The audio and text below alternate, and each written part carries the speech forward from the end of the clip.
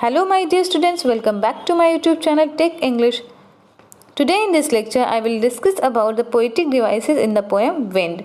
So in this lecture I will discuss figure of speech, imagery and rhyme scheme in the poem Wind. So let's start. First of all I will tell you about imagery. Imagery क्या होता है?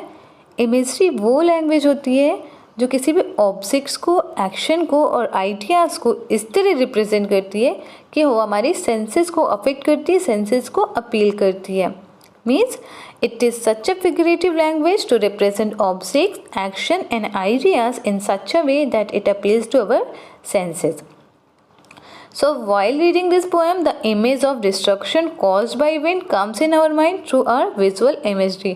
तो जब हम इस poem को पढ़ते हैं, जब हमने इस पोएम को पढ़ा तो विंड ने जो भी डिस्ट्रक्शन क्रिएट करी, चाहे वो विंडो पेन्स को ब्रेक करना हो, चाहे वो पेपर्स को स्कैटर करना हो या बुक को थ्रो करना हो, या जो भी चीज़ें, जो भी वीक चीज़ें उन्हें डिस्ट्रॉय करना. तो हमने इस पोएम में जब भी ऐसी चीज़ें पढ़ी तो हमारी आंखों के आगे वो चीज़ें विजुअलाइज, वो इमेज हमारी आंखों के आगे आए.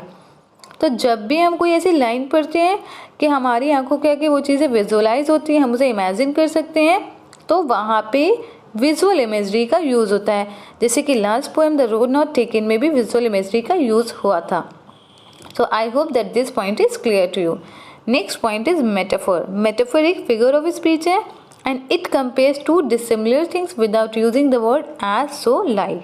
तो ये एक ऐसा figure of speech है दो चीज़ ऐसी कुछ चीज़ें हैं जो dissimilar हैं, जिसमें कोई भी similarity नहीं है, और उनको as, so, like ये word बिना use के compare करता है. जिस लाइन में as so like word use होता है उसमें सिमिली होता है. तो जैसे कि इस पोएम में एक लाइन आई है, the wind god winnows and crushes them all. तो यहाँ पे विनो वर्ड जो है वो मेटाफर है, because it was a comparison between weak and soft and strong and green. तो यहाँ पे राइटर ने ये बताया था कि विंड बिल्कुल वैसे ही वीक को स्ट्रॉन्ग से अलग करती है जैसे कि एक फार्मर जो होता है वो ग्रीन को चॉफ से अलग करता है. एक जो फार्मर होता है वो अनाज को भूसे से अलग करता है. तो यहाँ पे एक मेटाफर है winnow word. Next point is alliteration. What is alliteration? It is repetition of consonant sound in neighbouring words. Consonant sound क्या होते हैं? जो भी वॉवेल साउंड है उनके अलावा जो भी साउंड होते हैं वो कॉन्सोनेंट साउंड होते हैं. नेबरिंग वर्ड्स वो आसपास के वर्ड में. फॉर एग्जाम्पल यहाँ पे एक वर्ड आया है विंड, विनोस एंड सेकेंड आया है वोंट, वॉन्ट. तो यहाँ पे ये जो वर्ड्स हैं वो पास में थे और यहाँ पे एलिट्रेशन का यूज़ हुआ है क्योंकि डब्ल्यू साउंड का रेपिटेशन हो रहा है. Next point is repetition. Repetition क्या होता है? जब किसी भी वर्ड का रेपिटेशन एक लाइन में मिड ऑफ द लाइन में होता है तो उसे हम रेपिटेशन बोलते हैं. फॉर एग्जाम्पल लाइन 9, 10 एंड 11 में क्रम्बलिंग का कई बार यूज़ हुआ है. तो यहाँ क्यों यूज़ हुआ है? क्योंकि राइटर इस बात को एम्फसाइज करना चाहते हैं कि विंड जो भी वीक चीज़ें होती हैं उन्हें क्रश कर देता है, उन्हें डिस्ट्रॉय कर देता है. लाइन नंबर 14 एंड 15 में लेट्स वर्ड का यूज़ हुआ है, जहाँ राइटर ये हमें बताते हैं कि हमें फिजिकली स्ट्रॉन्ग होना है. Let's build a strong home, let's make the wind friend. ऐसे करके उन्होंने 2 लाइन बोले हैं और वहाँ पे वो इस बात पे एम्फसाइज करना चाहते हैं कि हमें जो भी डिफ़िकल्टीज़ है उसका सामना करना है और हमें मेंटली और फिजिकली स्ट्रॉन्ग होना है. So now we will see the next point, that is personification. Personification में क्या होता है? कोई भी इनएनिमेट ऑब्जेक्ट, मतलब जो ह्यूमन बीइंग नहीं है, उसे हम as a human being present करते हैं. जैसे कि इस पोएम में विंड को पर्सोनिफाई किया गया. पूरी पोएम में विंड को एज अ पर्सन दिखाया गया है. For example, in line 5 to 8, there, look what you did. You threw them all down. You tore the pages of the books. You brought rain again. You are very clever at poking fun at weaklings. तो in line में आप देख सकते हैं कि poet जो है वो विंड को एज अ पर्सन दिखा रहा है. वो विंड के लिए यू प्रोनाउन का यूज़ कर रहा है और यू प्रोनाउन ह्यूमन बीइंग के लिए यूज़ होता है, पर्सन के लिए यूज़ होता है, जो कि लिविंग पर्सन लिविंग थिंग है, जो भी उसके लिए यूज़ होता है. तो यहाँ पे इन लाइन्स में पोएट विंड से बात कर रहा है, gently admonishing it just like a human being. Line number 12, 13 and 22 में विंड को एज अ गॉड दिखाया गया है। विंड को ऐसे दिखाया गया कि उसके पास पावर है, like the wind god winnows and crushes them all.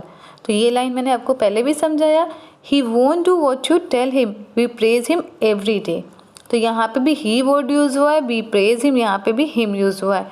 तो यहाँ पे विंड को एज अ गॉड दिखाया गया कि विंड के पास ऐसी पावर है कि वो जिसको भी चाहे डिस्ट्रॉय कर सकती है, जो भी वीक चीज़ें डिस्ट्रॉय कर सकती है, और हम उसकी प्रेज करते हैं।